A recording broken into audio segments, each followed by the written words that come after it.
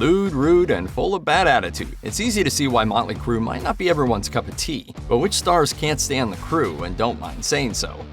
For over 4 decades since the band's inception, guitarist Mick Mars shredded on stage and in the studio for Motley Crue. While he might not have had the same megastar persona of Vince Neil, Tommy Lee, or Nikki Sixx, no one can deny that the rock and roll outfit would sound different without his unique riffs and crunchy guitar tone. In 2022, a rep for Mars told Variety that he would step away from the rigors of the road due to his medical condition of ankylosing spondylitis. When you get the disease, you come from straight to being bent. It pulls you forward like this.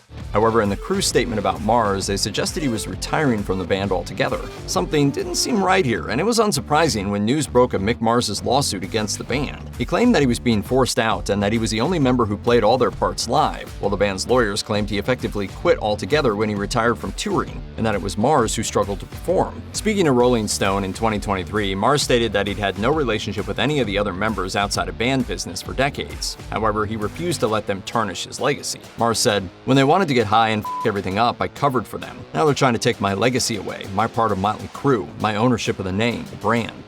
In a 2022 interview with the New York Times, Pearl Jam lead singer Eddie Vedder explained how he used to work at a San Diego club in the 1980s and saw a lot of bands pass through, and disliked one in particular. Vedder said, "The metal bands that were trying to be nice, I despised. Girls, Girls, Girls, and Motley Crue. I hated how it made the fellas look. I hated how it made the women look. It felt so vacuous." Nikki Sixx wasn't about to let Vedder have the last word, so he took to X to share what he thought of Pearl Jam, writing, "Made me laugh today reading how much the singer in Pearl Jam hated Motley Crue. Now considering that they're one of the most boring bands in history, it's kind of a compliment, isn't it?" Metallica and Motley Crue have both been magnets for controversy and divisiveness in the music scene. Both groups formed in 1981, but they weren't exactly on the same page, musically or personally. It all came to a head in Southern California in 1982, as Metallica drummer Lars Ulrich told Rolling Stone in a 2015 interview. "One night out in front of the Troubadour, we're standing there. After a couple of, cold Schlitz malt liquors, we saw Nikki and Tommy, and it was like, Motley Crue. And I remember Nikki started chasing after me. Just because we wear lipstick don't mean we can't kick your ass." Ulrich claims Nikki Sixx didn't catch him, but the feud didn't stop there. Ulrich suggested that Crue played to a tape at the 1997 American Music Awards, while Sixx lashed out at Ulrich on a message board, insulting his appearance and his drumming, as well as Metallica's music. Tommy Lee also had his say on X when he posted an image of Ulrich with the caption, "Straight out of tempo." Why don't you try getting a more solid beat? Regular? Oh, well, you can call it regular. Sharon Osbourne is no stranger to controversy on her own or in her role as Ozzy's wife. The Black Sabbath frontman interacted with Motley Crue throughout the decades, and the Crue often share a story about how Ozzy snorted a line of ants and licked up urine on one memorable occasion. The scene even made it into the band's biopic, The Dirt. Everybody else has a drink.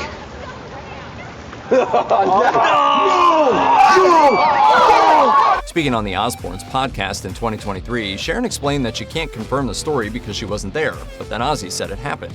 I used to try and stay away from Motley when they were with Ozzy. She also complained that the Crue were relying on Ozzy for the marketing of the Dirt instead of focusing on the actual band, eventually saying, "Nikki Sixx, asshole." After Sharon's comments made the rounds on social media, Sixx urged his followers to lay off attacking her and insisted he and the band adore and respect both her and Ozzy, posting on X. Not sure what she's upset about now, but let's not perpetuate her comments by posting negativity about her. Steel Panther operates as a pastiche of glam rock, imitating the look, sound, over-the-top attitudes, and lyrical content of bands like Motley Crue. But it does so in such a way that it's more humorous tribute than an outright mockery of the era. However, it doesn't appear as if everyone is in on the joke. Tommy Lee and Nikki Sixx did not like it when we went on tour with them in 2011. I think they thought we were actually making fun of them directly, and I just gotta chalk that up to their egos being too big, because nothing that we do has anything to do with them directly. It didn't help when Steel Panther singer Michael Starr was asked by Little Punk people which departed musician he would bring back from the dead. I would bring back Vince Neil. He's not dead. I'd bring back the Vince Neil from back in the day. Oh, that guy's Yeah, because that guy's dead. Obviously, Starr's comment was a not-so-sly dig at how he thought Neil isn't the performer he once was. Sixx didn't react kindly to Starr's joke, putting him on blast on X, posting, "The singer in Steel Panther can go f*** himself. Wannabe band putting down Vince Neil?" Rob Zombie and Motley Crue's paths have crossed a few times over the years. Drummer Tommy Lee played on 2 tracks, Meet the Creeper and The Ballad of Resurrection Joe and Rosa Hoare, on Zombie's 1998 album Hellbilly Deluxe, while there were rumors the Dragula singer was set to direct The Dirt once upon a time. However, there might be a case of lingering resentment on Zombie's part now, after the Crue poached his guitarist John Five as the official replacement for Mick Mars in 2022. For close to 2 decades, John Five was Zombie's axeman and became a crucial component to the band's ghoulish sound. Appearing on Trunk Nation with Eddie Trunk, John Five confirmed that Zombie wasn't pleased with his decision to leave the group, but he respected it. At the same time, he added that he hadn't spoken to or texted Zombie since he left the band because he was worried his former boss might not respond to him. Speaking on the Mistress Carrie podcast, Nikki Sixx reiterated what John Five said about Zombie's disappointing reaction to the news of the departure, while adding how much he respects Zombie and that it wasn't his intention to steal John Five from him in the first place. To be fair to Zombie, he hasn't publicly said a bad word about Motley Crue, but he's unlikely to be their biggest fan after they headhunted his guitarist. In 2013, Nicolas Cage and his son Weston attended a Motley Crue show and hung out with Vince Neil in the dressing room after the gig. According to reports, Weston stood in the entranceway to the room, which angered Tommy Lee, who couldn't get past him. Instead of politely asking Weston to move, since he was likely unaware he was blocking the path to begin with, Lee supposedly shoved him and spit out an obscenity to make him get out of his way. A rattled Weston didn't back down, and an argument exploded between the 2 men. Security intervened before it turned physical. 3 years later, Cage found himself in another Crue-related incident, this time with his pal Vince Neil. A woman reportedly approached Cage outside of a Las Vegas hotel and asked for his autograph. For some unknown reason, Neil allegedly grabbed her hair from behind and pulled her to the floor. Immediately, Cage grabbed hold of Neil and attempted to restrain him while screaming at him to stop it. I think there's a reason they say what happens in Vegas stays in Vegas. Cage has never publicly addressed the incidents, but he might think twice before hanging out with Motley Crue again. In the 90s, John Corabi replaced Vince Neil as the singer of Motley Crue. It was a controversial shakeup, not only because Neil's voice was synonymous with the band, but also due to their effort to infuse a grungier sound into their music. The new Crue didn't last for long. They fired Corabi in 1996 after pressure from the record label to bring back Neil. Despite being dumped by the group, Corabi remained civil about the Crue for years, until Nikki Sixx started publicly trashing his time in the band. In a 2016 interview with Sleaze Rocks, Corabi explained how he'd spoken to Neil about comments that Sixx had made about him and his writing for the self-titled 1994 album. Neil was reported to have told Corabi, "Dude, you know Nikki." A few years later, after rumors surfaced that Corabi might rejoin the band, the singer took to his Facebook account to shut them down, posting, "After my incredibly stupid portrayal in the Dirt movie and the ludicrous statements of one of the band members in regards to my contributions and lack of writing talents, yours truly is not even remotely interested in doing that again." While Corabi's issues seem to be more with Sixx than the others, it's unlikely that he will be standing up and shouting for them anytime soon.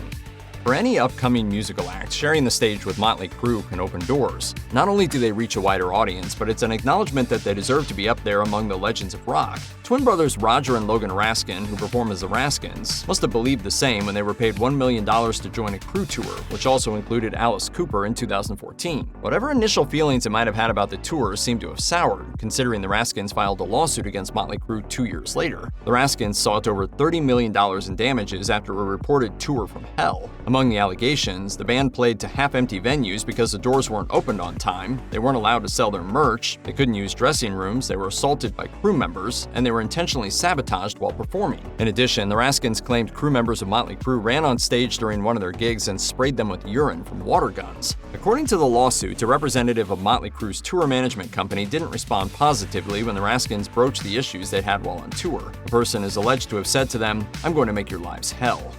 Mudvayne and Hell Yeah vocalist Chad Gray's issues with Motley Crue isn't personal at all. In fact, he's a self-confessed fan of the band and wants to preserve the memories of their glory days and not what they've become. Appearing on Jesse Lee's podcast in 2024, Gray explained how the Crue played a pivotal role in shaping his musical interests in his youth, especially when he first heard the band's single Live Wire off their debut album Too Fast for Love. That said, Gray didn't mince words about where the group now stands in his eyes, stating how they either need to call time on their career or be better, specifically in the vocal department. However, he added that as a vocalist, he understands how a singer's voice changes over the years. He explained, "It's not the same, dude. I'm not the guy that just likes to sit and talk, but I have, unfortunately. It hits me in such a pure place, and to see it just kind of turn into whatever because it was such a big part of my life, and so it's hard for me to watch."